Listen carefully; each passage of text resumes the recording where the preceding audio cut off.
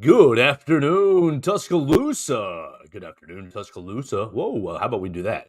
Good afternoon, Tuscaloosa. How about that? That's a lot better. Welcome in. This is the Joe Gaither Show right here on BamaCentral and BamaCentral.com. I am Joe Gaither. You are the listener or the viewer. You're watching us on YouTube, on Facebook, on Twitter. I appreciate everybody hanging out with us today. Or you're listening to us on Spotify, Apple Podcast, or on Amazon. You can be sure to subscribe, rate, and review the program. We appreciate every interaction that we get, whether it be from social media or on comments in podcast centers, wherever you'd like to consume the Joe Gaither Show on Bama Central. We appreciate you. Make sure you tell a friend about the program. As we get ramped up into football season, 24 days away from Alabama taking on MTSU. So we are right there.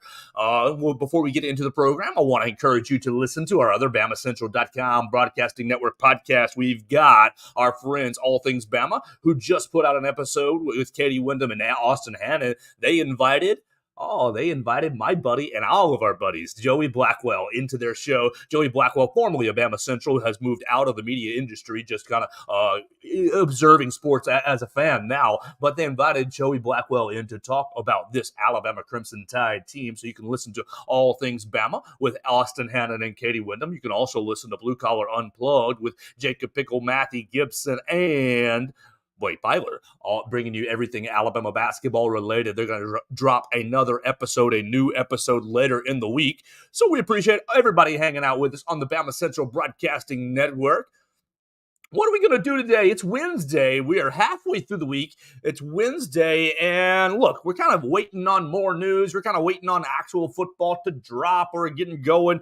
If you're itching for football, you can watch some football this coming weekend. On Saturday, the NFL preseason week number 1 gets started. And I, of course, will be watching Bears and Titans on week number 1. Bears-Titans on Saturday. Then the Bears will play the Colts the next week, and then they'll play the Browns. So I'll pay attention to all of the Alabama guys in the NFL as preseason is really getting underway.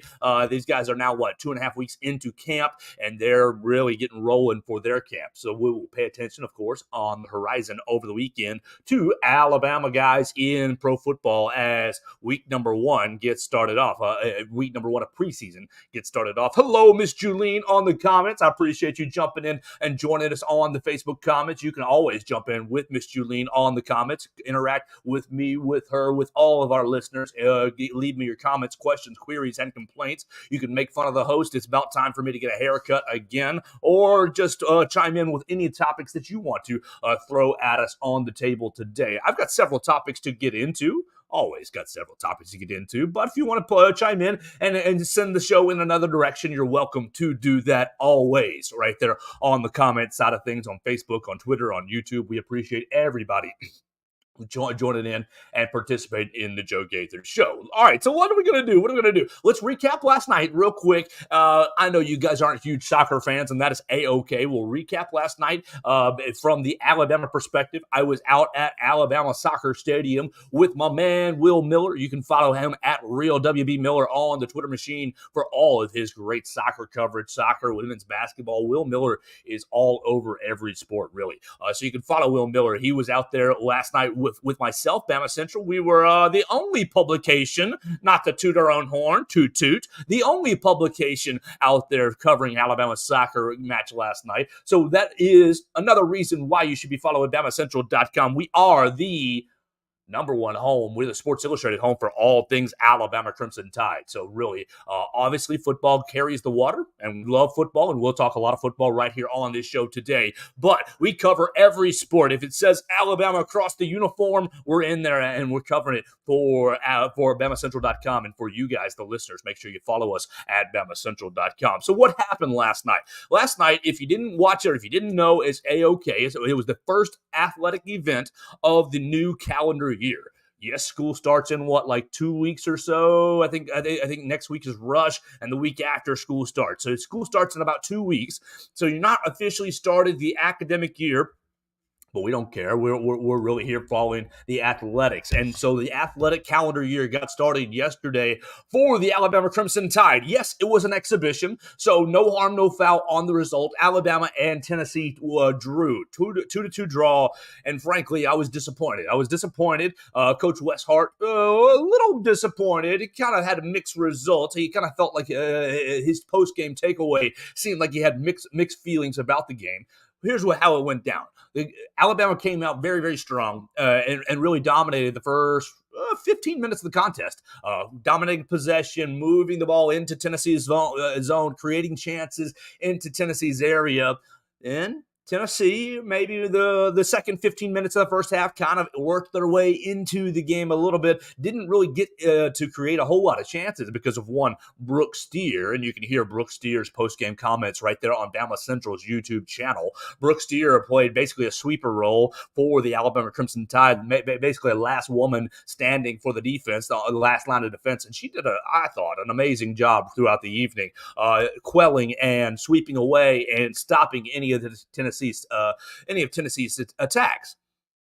So midway through we're getting down to the end of the first half, and Alabama drives left side down the field and gets a nice cross into the box. The Tennessee goalie tips it up into the air, and Cam Silva was sitting right there. Miss Cam Silva, bam, header right into the back of the net for Alabama's 1-0 lead, and the crowd that was there went wild. It was a really beautiful goal. Cam Silva in the right place at the right time. I wish I had caught it on my camera, but I caught the interaction, the post goal celebration. You can check that out at Joe Gaither 6 if you want to watch that. And then later into the game, so they took a 1-0 lead in the halftime, and so you're feeling good. You're feeling real nice, and okay, great. Alabama defending SEC champions. Yeah, if you don't like soccer, you can at least like champions. Alabama, the defending SEC champions, and the soccer team really going to the Final Four. The Alabama soccer team advancing further than any other team. No disrespect to you, football, basketball, or anyone else. Advancing further than any other team in their respective sports last season. So jump on a championship bandwagon as the season gets going. All right, half number two got rolling. And Alabama worked their way. Alabama really, I thought, took control of the first half, or of the first part of the second half as well. Through the first kind of 10 minutes or so, Alabama draws a penalty, and Felicia Knox puts it in the back of the net for Alabama to give Alabama a 2-0 lead. You can check out that penalty on my Twitter if you want to check it out. Nice little take. She puts it in the left side of the net, and Alabama is up 2-0. And I'm thinking, oh great, we're all home free. Everything is rolling for the Tide. Everything's rocking and rolling. We're gonna have a great result for the first event of the year, a 2-0 victory. And oh my gosh, the game stalled out. And the ladies, unfortunately, no disrespect, but this is just what happened, in my opinion. The ladies took their foot off the gas, off the gas pedal, and kind of were trying to play a little bit of keep away with Tennessee, and failed to do so. Tennessee scoring 2 goals in the game's last 30 minutes or so to end up with a 2-2 tie. And after the game, Coach Wes Hart talking about the contest, really appreciating Tennessee's effort, gave Tennessee a lot of credit, and gave Tennessee, said, "Oh, I'm glad that we played a good team and not just a team that we would roll over," because he admitted this was their first 11-on-11 action of the year. The girls had not played any 11-on-11 during practice due to injury circumstances. Seems like they're waiting to get a couple of girls back from injury to basically buff up and rebuff all the numbers. But because the numbers have been low, they haven't been able to play 11-on-11. And so last night's action against Tennessee was their first real kind of action, 11-on-11, full go. And Tennessee wore them out, at least through the second half. And Coach Wes Hart admitted that. Coach Hart saying we only subbed we rotated 3 or 4 subs throughout the game, and Tennessee rotated 8, 9, 10 subs throughout the game. And of course, that's something to work through as the season gets rolling. But it does kind of explain how Tennessee was able to sustain their effort through the 90 minutes. And look, I don't think the Alabama girls gave up. No, not per se. But the effort, the attention to detail was just not near as crisp, was not as crisp as the last 30, 35 minutes of the game went on. And so just as a fan, as an observer of soccer, look, I played soccer for a long time. I love the international game of soccer. We enjoy, like I've said, every time on the program, if someone is keeping score, I am paying attention. So it was a fun time to be out at the Alabama Soccer Complex last night. The weather, oh my gosh, was perfect. Oh, absolutely perfect. I know it was raining throughout the day, really all morning until my show ended yesterday about 2 o'clock. The rain broke about 2 o'clock, and we got out to the Alabama Soccer Complex, Alabama Soccer Stadium. The weather was perfect. So, look, here's what I want you to do. Here's how I want you to take away from this. Look, don't fret over a 2-2 draw, over a preseason exhibition game. No big deal. But what I want you to do is I want you to think about what you're doing for the next couple of weeks, the next couple of times. Look, Alabama, look through their schedule, rolltide.com, 1, 2, 3, 4, 5, 6, 7, 8, 9 home games. 9 home games on the slate this year. Okay, look, we're not all soccer fans here in Alabama, and that is A-okay, but we're all fans of the A across the chest, and that's what we're wanting to support. So here's what I want you to do. I want you to go onto rolltide.com, pick out a home game to go to, cheer for the girls. It's free. It's free 99. For fans, for students, it's free. Did you hear that again? Free 99 to get into the games. And these girls are coming off their most historic season ever, winning the SEC, going to the Final Four, representing Alabama deeply in the postseason last year. And Coach Wes Hart, he's on, I think he's on his 8th year. Is that correct? Coach Hart, let's find out before I make a fool of myself. Coach Hart is entering, yes, his 8th year. His 8th year of head coach at the Alabama Crimson Tide. He's been building this program really from the ground up. So what do you want to do? Go out and support these ladies who are running their tails off, putting a lot of pressure on the other teams. Look, it was a fun event. Yes, Alabama drew, and you kind of come away with a little bit of disappointment on the draw, but the girls play hard. The girls play aggressively. You can hear the chatter on the field. It's very entertaining to hear them. You know, a couple of our ladies got into it with a couple of officials last night over calls, not agreeing. Well, and that's what's going to happen. That's what happens in soccer all the time. A very fun time last night at Alabama Soccer Stadium. And I encourage you. So look, you're thinking about what's the next event. 2 weeks. Well, really next week. You get the rest of this week and almost all of next week. Next week, August 17th. August 17th, the girls are back in action for the first real game. This game is going to count on the 17th at 7 p.m. The ladies are playing DePaul. The ladies are playing DePaul on the 17th. And then 2 more games this month. They're playing Memphis on the 27th and Miami on the 31st. So 3 home games in this month. Yeah, they're going up to UAB and they're playing Lipscomb as well on the road. And if you go up to Nashville or Birmingham, you're very dedicated, and I appreciate you there. But look, everybody in the Tuscaloosa area, you can get out to a soccer event. Honestly, you can. You can park over there. The parking's really, really easy. It's free 99. Maybe the concessions need to get looked at for their prices, but free event to get in there, family friendly. The girls play hard. They represent Alabama very, very well. They've been representing Alabama very well last season, and they look to build off of last year's success and keep it going. So I encourage you, 9 home games. Come on, guys. Come on, ladies. Come on, fans, viewers, listeners, whoever. 9 home games. Get out and support this Alabama Crimson Tide team as they look to continue to build their program. Like, you hear Coach Saban talking about Olympic sports and how, we need to be supporting the Olympic sports on campus, this, that, and the other. I know the Alabama fans really want to support. Yeah, there you go, Miss Julene. 7 p.m. 7 p.m. on August 17th. Really, all 3 games in August, the 17th, the 27th, and the 31st, are all at 7 p.m. Free to get into. Just show right up with your Alabama shirt on and yell Roll Tide for 90 minutes and have a blast. They got a drum out there, banging a drum. They're chanting just like you would, if you were in South America. They're trying to recreate some of those atmospheres that you see on television.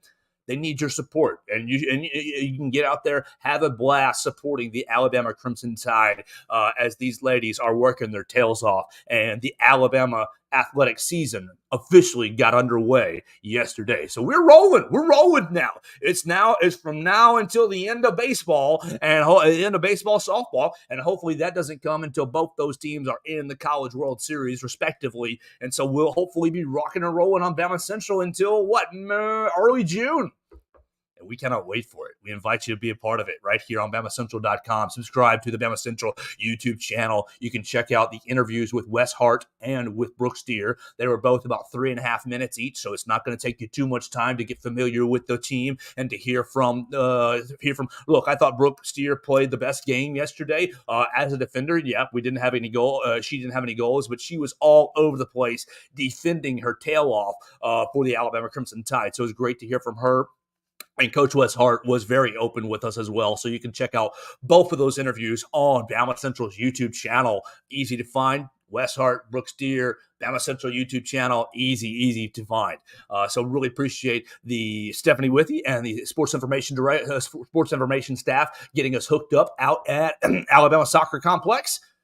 And we're going to keep it rolling. We're going to keep watching them. We'll be out there next Thursday for Alabama and DePaul. And I hope you guys will join us next Thursday, August 17th at 7 p.m. Free. Once again, free event. Not many Alabama athletic events are free, especially, think about it, not many Alabama athletic events where the team is really, really good are free.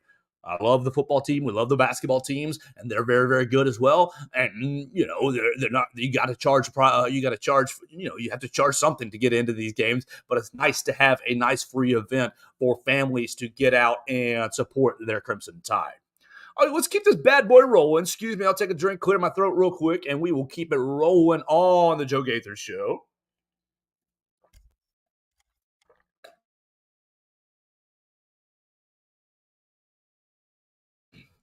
All right, so let's flip it to football. Everybody's like, oh, we don't want to hear any soccer talk. Let's flip it to football. What's happened over the last 24 hours to get into? Well, what will happen at 4:30 today? At 4:30 today, head coach Nick Saban will be back in front of the podium. He's going to give us a cake update, I'm sure. No, he's not going to give us any cake updates. He's going to say, oh, the quarterbacks are still developing. Don't ask me about them. But what I do want to hear from Coach Saban about is a lot of things that Tommy Rees talked about on Sunday. Tommy Rees talked about integrating his philosophies with the Alabama offense, and I'd love to hear elaboration from Coach Saban about how that looks or what that merger, what that blending will look like for this Alabama team. And now, obviously, Coach Saban's not going to give away the game plan. He'll probably just brush off any talk and say the Alabama offense is the offense, and he's going to be running our offense, and then you'll see it on September 2nd, and it'll look a lot different than what it's looked in the last 4 or 5 years. What do we get into? Let's get into flipping players is perfect, Miss Julian. That's perfect. Because I got my notes on another screen. So let me go back to my notes because I am a little discombobulated. I got on a little bit late today, and I apologize to everybody who was maybe looking for the program. There's my notes. There's my notes right there. Okay, so I got on a little bit late today because I was writing. I had to catch up and write about the Henry Ruggs news. Unfortunately or fortunately, Henry Ruggs came to a conclusion or a resolution in his case. He pled guilty to DUI, vehicular manslaughter, and the judge ended up giving him 3 to 10 years in prison. Now, Henry Ruggs was very apologetic in his statement to the court. He apologized to Tina Tintor's family, apologized to all his fans, and apologized to everybody that really has looked up to Henry Ruggs. He admitted to his wrongdoing. He basically said, I take full responsibility and I don't have any excuses for my actions. I just want to learn from my actions and impact the world in a positive place. I want to give back to being a good father, and try to set a good example and encourage people not to drink and drive, not to drink under any sort of influence. And so, yeah, I got on a little late today just because I had to write that news. And I had to write, all right, you go from negative news to positive news. I had to write about one Red Morgan. Red Morgan sounds like a country music singer. Like, goodness gracious, come out to Copper Top and hear Red Morgan play. That's what it sounds like to me. But Red Morgan, if you didn't see it earlier this afternoon, Red Morgan from Central Phoenix City High School has flipped his commitment from Florida State to the University of Alabama, giving Alabama 2 flips in 2 days, and really, ironically, 2 flips both at the safety position. Kind of interesting. You had Peyton Woodyard yesterday was already committed to Georgia, flipped his commitment from Georgia to the University of Alabama, Roll Tide. And then today, Mr. Red Morgan flips his commitment from Florida State to the University of Alabama. So what can we know about Red Morgan so far? Red Morgan, right at 6 foot. Goodness gracious, these numbers don't look pretty to me, but Nick Saban we trust. Red Morgan is 6 foot, 190, 175, 180. Depends on where you're looking, what services that you're looking at. 24/7 has him at 180. At 175. On 3 Sports has him at 180. So you got a light player. But come on, Amy Bragg and and David Ballou. They're going to get a lot of sand in his pants, and they're going to buff him out and beef him up. What do I see when I put on Red Morgan's tape? Oh my gosh, speed and aggression. This man can fly for Central Phoenix City. Playing safety last year for the Red Devils, taking the Central Phoenix City Red Devils to the Class 7A semifinals, the highest level in the state of Alabama. The semifinals. Now look, Central Phoenix City has been a powerhouse program for a while. They made the finals the year prior when Red Morgan was a sophomore. So they're looking to continue. They're a great program. He comes from a great program. He plays at the highest level in the state of Alabama. Obviously, was highly coveted by several schools. He was committed to Florida State up until this morning. Red Morgan looks like just a blur coming across my television, coming across my computer screen when I'm watching film.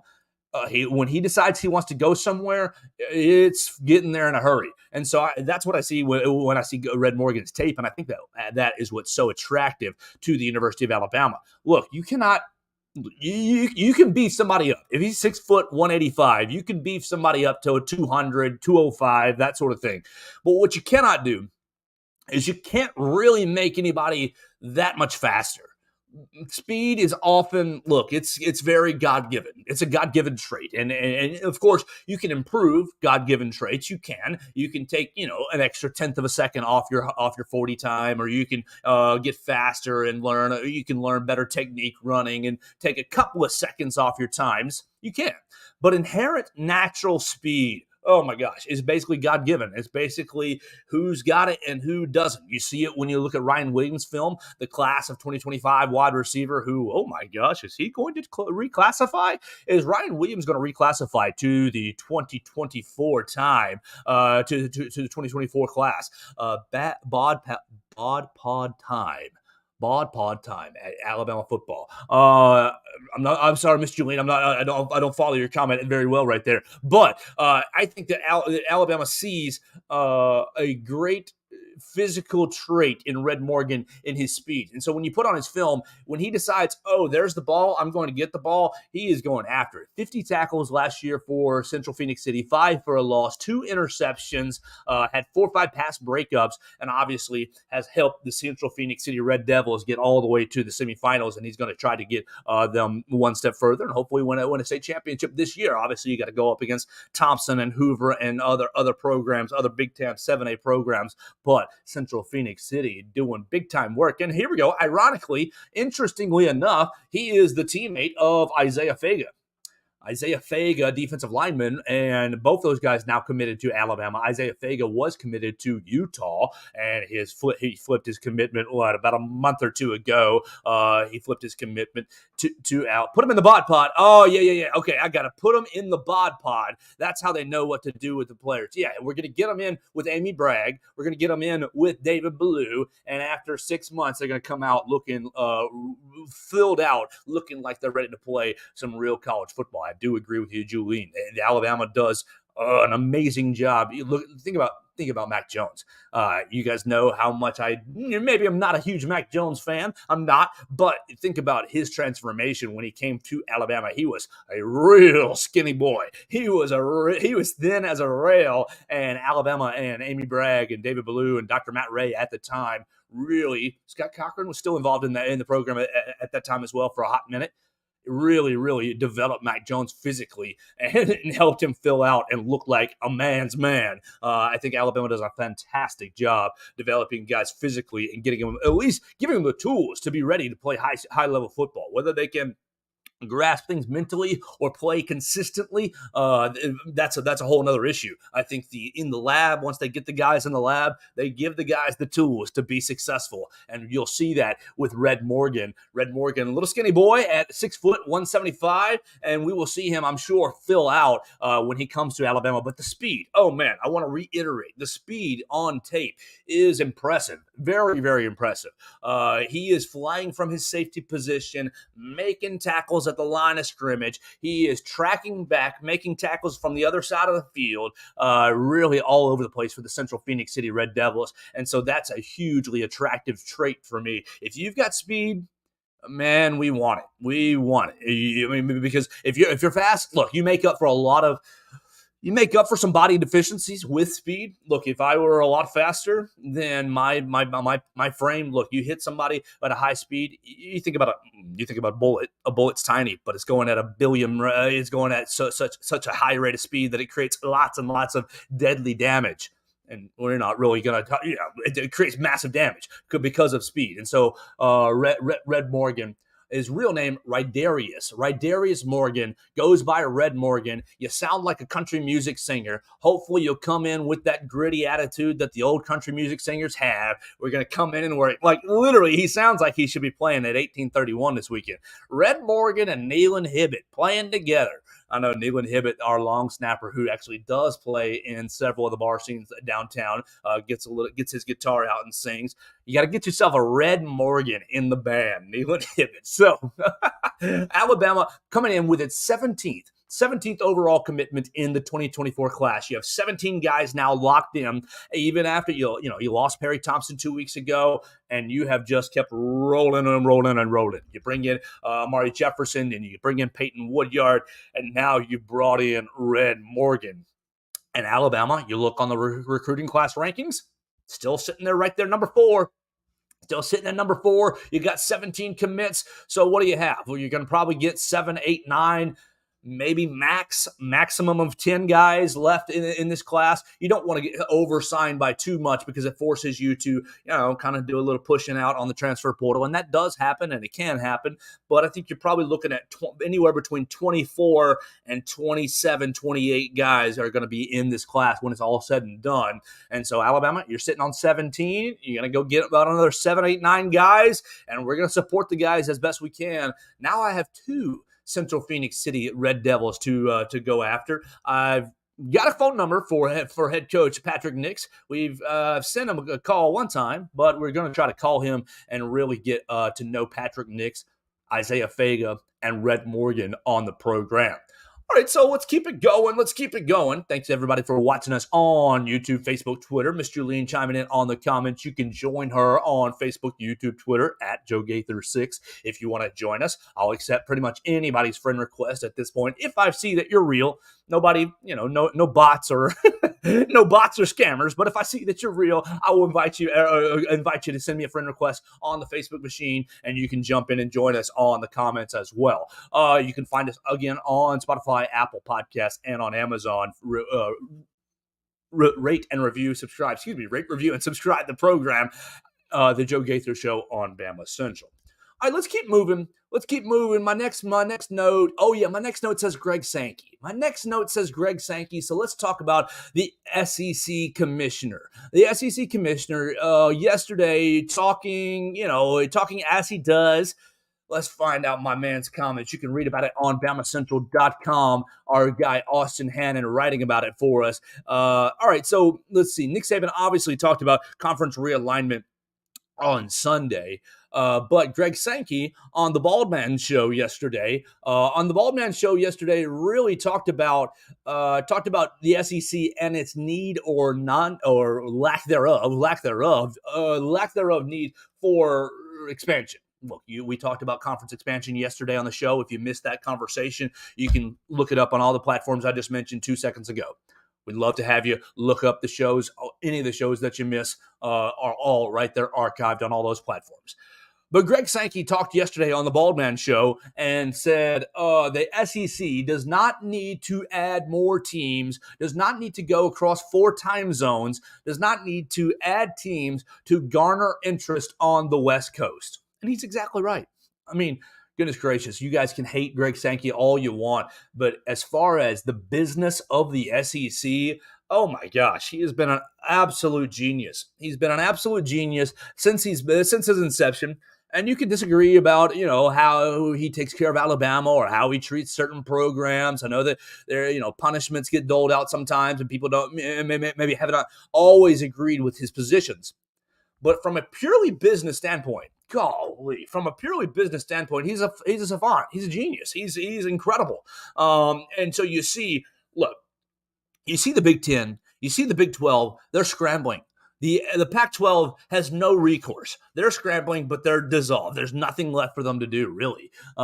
You're seeing these other big conferences, the ACC. Oh, my gosh, the ACC is scrambling, trying to say, oh, can we get Stanford? Does Stanford make sense from the West Coast?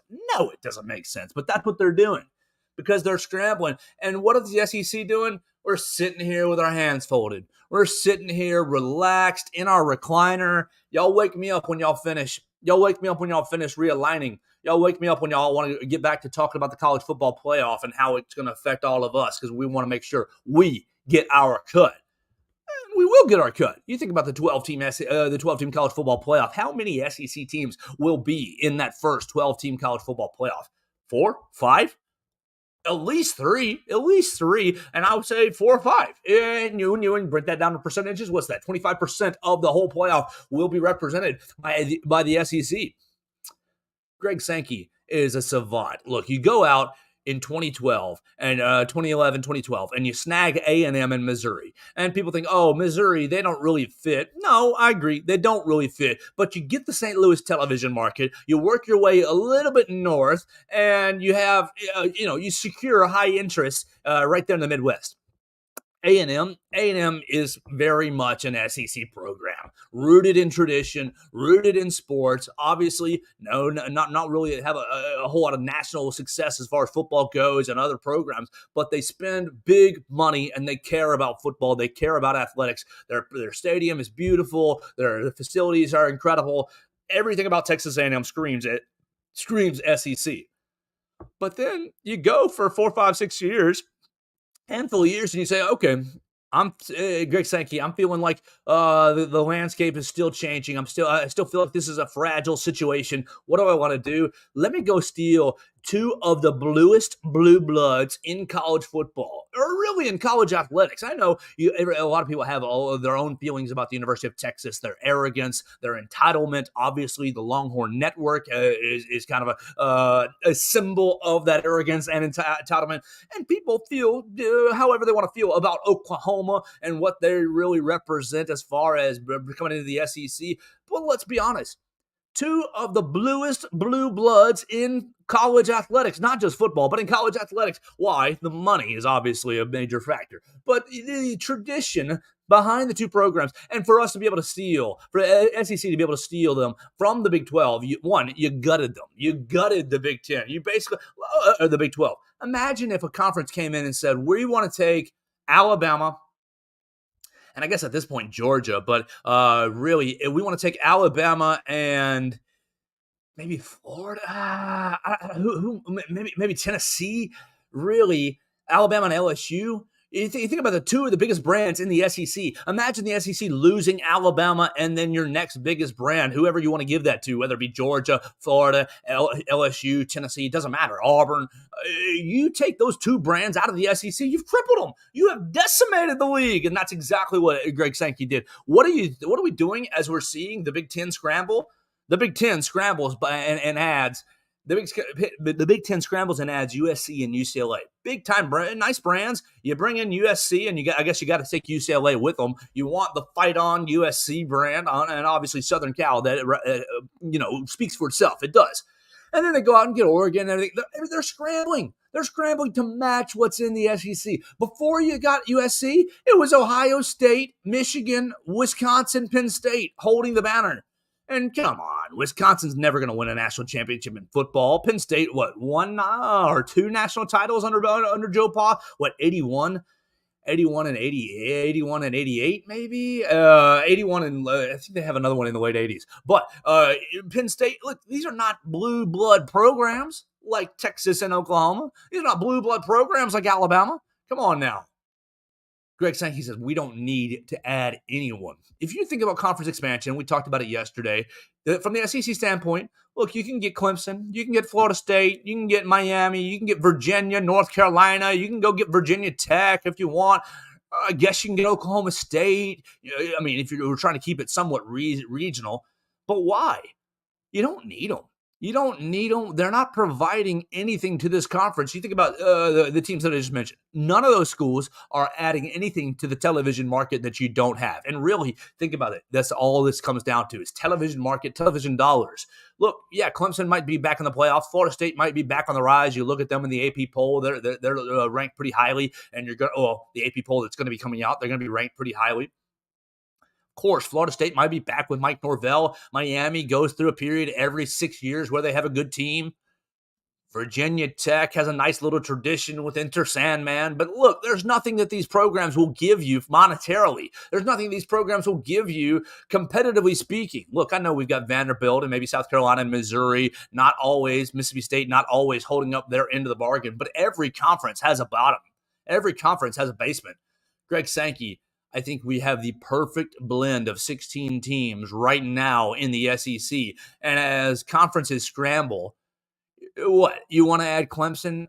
Okay. I mean, I guess you're going to anger South Carolina when you do that. You've already got the South Carolina television market. You've already got the Palmetto State? I think the Palmetto State. You've already got them wrapped up. You don't need anyone else really to come into the SEC, from my opinion. I think Greg Sankey knows that. I think Greg Sankey knows how strong the positioning is. And going back to the conversation yesterday, I think that the next steps of college football, the next steps of college athletics is an entire breaking away from football, from the rest of the sports, from the other. I mean, you might have basketball follow, but at least football will break away. And so when that happens, what do you want to do with these teams that you've added? If you say you add Miami or Florida State, or you add Clemson, or you add another team, you add a West Coast team. What are you going to do? It's just logistics that you don't need to be messing with. At this point, the SEC is poised to break away with the football and maintain the conference's integrity from every other sport. Sure, I know the travel from Norman, Oklahoma to Gainesville, Florida is not going to be pretty. I know the travel from Austin, Texas over to Columbia, South Carolina is not pretty. But you're going to maintain the integrity of the conference with the other sports by holding strong at 16. And I think Greg Sankey knows that this is the best balance of money and gives us the best maneuverability for the future. Because when the breakaway happens, the SEC, our 16 teams, boom, we're in the big boy conference. Boom, we are leaders of the new direction in college football. And I think that really, you got to set yourself up for the next 10 years. I think what you're seeing right now with the Big Ten, the ACC, and the Pac-12 is a massive reaction from the SEC, taking Missouri and A&M in 2012, taking Oklahoma and Texas, 2 years ago. They're going to come into the league next year. I think you're seeing these other conferences are stuck reacting, and Greg Sankey and company are really going to be out on the forefront. Look, in 5 to 10 years, I feel confident that the college football will break away from the NCAA as a whole, and you're going to see these other non-revenue sports revert back to regional conferences. The softball girls who are upset about the Pac-12 breaking away and jumping into the Big Ten, and their families not going to be able to see them. Yes, that's terrible for them specifically, but in 5 to 10 years, I think that issue will revert and regress back to the way it was, and you're going to have regional conferences once again. So All right, that's gonna do it for realignment and conference expansion for Nick Saban and the SEC. One more topic for the day. And I appreciate everybody, of course, watching us on YouTube, Facebook, Twitter. Tell a friend about the program. If you love the show, hit the share button, hit the retweet. I guess it's the repost button now on X. Or post, or hit the like button on the YouTube page. Of course, we love any and all interaction. And then you can, of course, find us on Spotify, Apple Podcasts, and on Amazon as well. We love being on BamaCentral. Let's talk about one more topic for the day. Keep it football related, Alabama football related, more specifically to the team right now, not the big picture conversation and not recruiting. Let's talk about Pete Rose. What?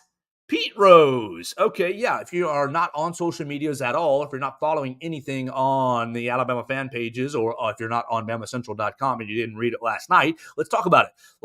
Yesterday, Coach Nick Saban, the University of Alabama, sends a jet out to Pete Rose. And look, if you are if you're younger than I am and you don't know who Pete Rose is, then go to Google real quick and educate yourself. Come on, guys and girls, educate yourself. Charlie Hustle, one of the greatest baseball players of all time, indisputably one of the greatest baseball players of all time. But you're not going to find him in the Hall of Fame. You find him ostracized from baseball because he gambled on the sport. We've talked about gambling on this show a dozen and a half times. We'll continue to talk about it when it's relevant. And Pete Rose really, look, he messed his life up in a huge way. Of course, he's always going to have the notoriety of being a part of the Big Red Machine. He's always going to have the notoriety of what? He got like 3,000 hits, I believe it was. I think, is he the all-time leader? All-time MLB hits leader. I think it is. I think he is number one. Is he not? Yeah, number one. Yeah, I knew he was over 3,000. He's number one. Duh, Joe. 4,256 hits. He's got just almost 100 more than Ty Cobb, and he dwarfs Hank Aaron. Look, if you don't know those three names, then please watch a different show. Just kidding. Keep watching this show. Maybe I'll make you smarter. But Pete Rose, he ruined his legacy. I know from passed down stories. From written stories, from video content, that Pete Rose was an amazing player. And I know that Pete Rose worked his tail off, and I know that Pete Rose would fight his mother to win a game. I do. That's kind of his reputation of basically being a competitor to the nth degree. Somebody that, of course, Nick Saban could probably appreciate. And I imagine Coach Saban appreciated his time as a baseball player and appreciated him as a baseball player. But in the late 1980s, if you didn't realize it, late 1980s, it comes out that Pete Rose was gambling on the game of baseball. The cardinal sin, basically, in baseball clubhouses. You don't gamble on the game.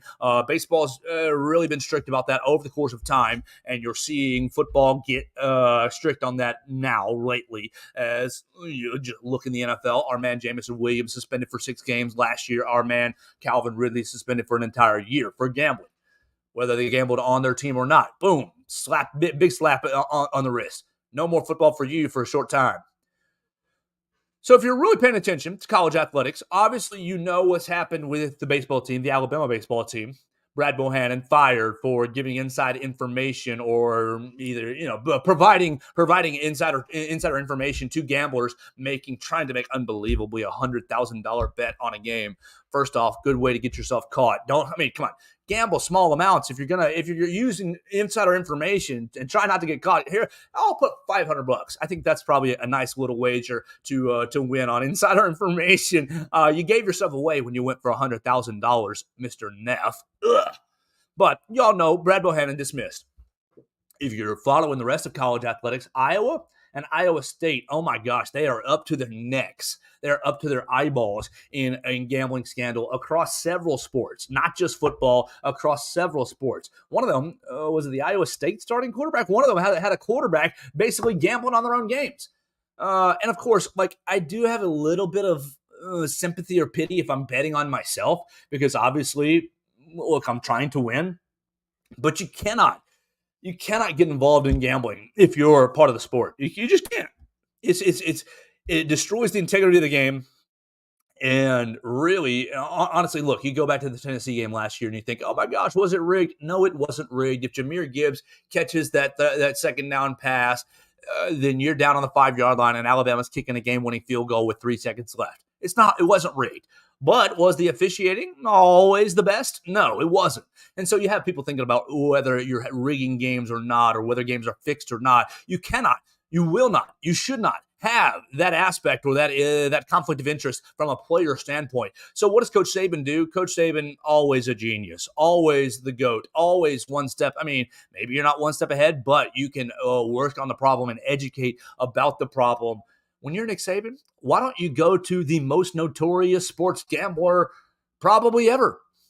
Pete Rose, you ruined your life by gambling, and I hope you made a lot of money. I think he's relatively not so wealthy anymore. Obviously, the money in the 1980s was different for Major League Baseball than it is now. Shohei Ohtani looking to get $1 billion probably in this next free agency window, but the money a lot differently. Pete Rose ruined his life. Pete Rose ruined his life, plain and simple.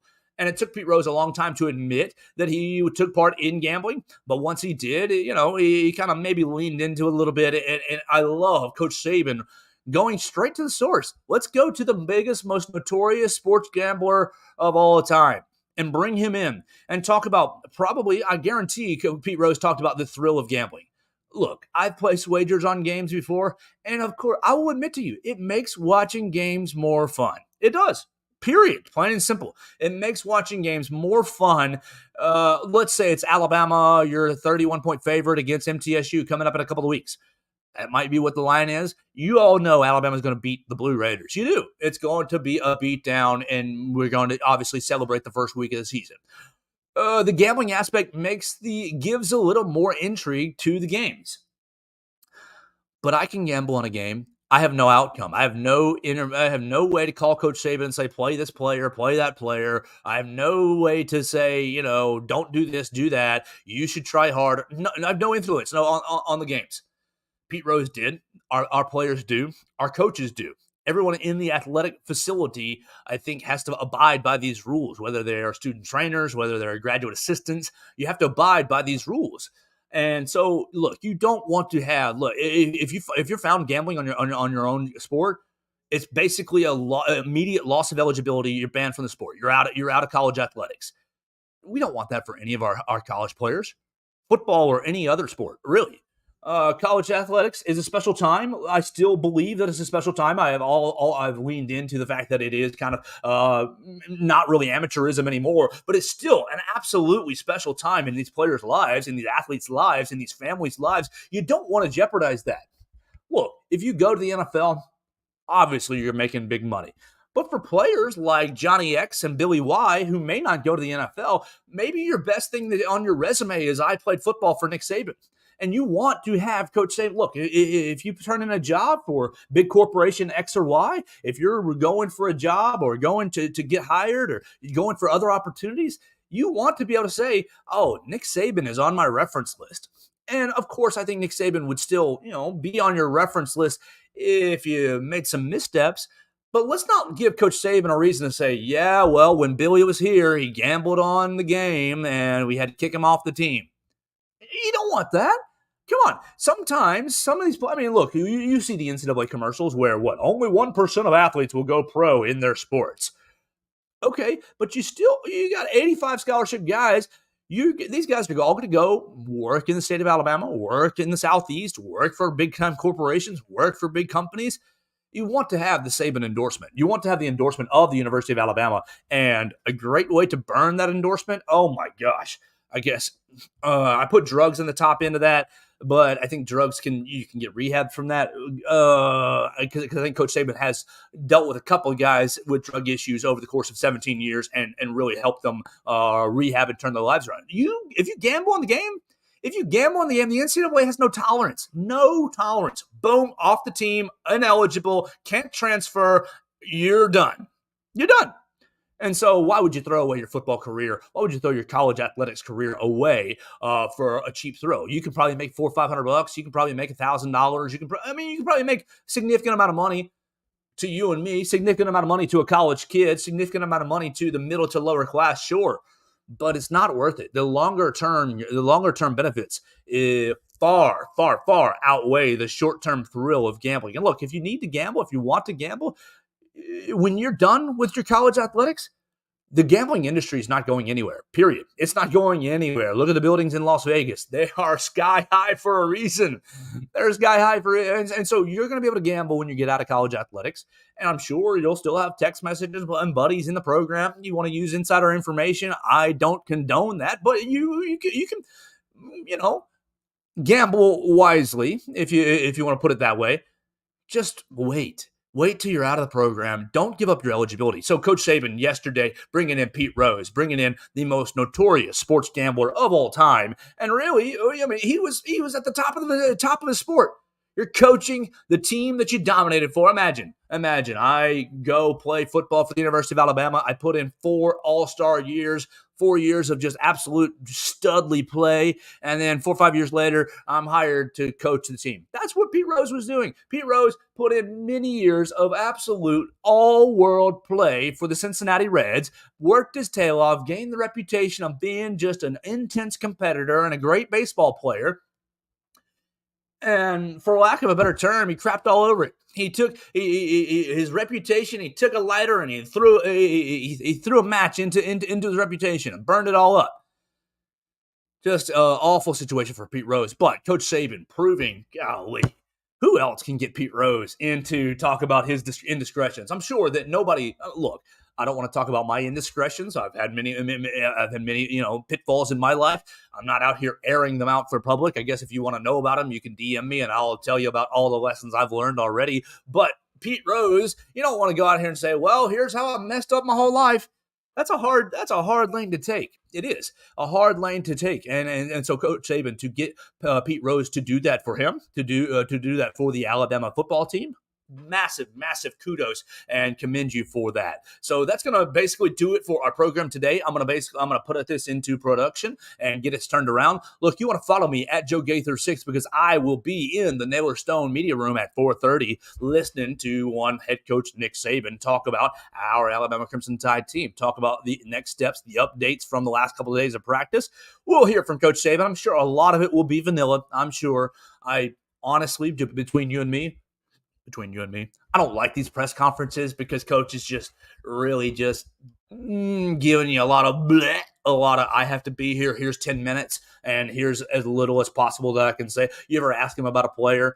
Oh, player X is working hard. Player X is coming along. We expect good things from him. We're going to support player X for this season. We think he's going to be a contributor to this team. And if he can get a little more consistent in his day-to-day play, then he's going to be a real good player. We're proud of player X. Those are always answered all the time. Well, the offensive line's coming along. They're really working hard. They still got work to do. But we're really pleased with the progress they're making, and we want to see the guys be consistent in their effort, consistent in their performance, and we still got a couple of weeks to get that consistency up. Those are the Coach Saban press conferences, but we'll be there in case he does deviate in any sort of way. You can follow me at Joe Gaither 6 on the Twitter machine, on Instagram, on Snapchat. I think I'm at Joe Gaither. What am I at? What's my profile on Facebook? I think I'm at Joe Gaither 31, and I don't really know how that 31 got there. Joe.Gaither.31 if you want to look me up right there on the Facebook side of things, and we can connect right there. We're going to get out of here for the program. We're going to be back, obviously, tomorrow. Tomorrow's Thursday. We'll have a great Friday. We appreciate everybody jumping in and joining us on the show. Make sure you like, subscribe, rate, review, tell a friend about the program. I appreciate you, the viewer, the listener, very, very much. You are the reason why I do this each and every day. I thank you so much to Chris Walsh putting me on at Writing Walsh on the Twitter machine to support him. Follow us at BamaCentral.com. We are the Sports Illustrated home of the Alabama Crimson Tide. We were the only publication out there last night for the Alabama soccer event. Obviously, we're all over football, but anything Alabama sports related, you can find it right there on BamaCentral.com. So I'm going to get out of here for the day. I'm Joe Gaither. This was a lot of fun. You guys were the listeners. I love you so much. Thank you for your time. Thank you for your support. We'll talk to you tomorrow for another edition of the Joe Gaither Show on BamaCentral and BamaCentral.com.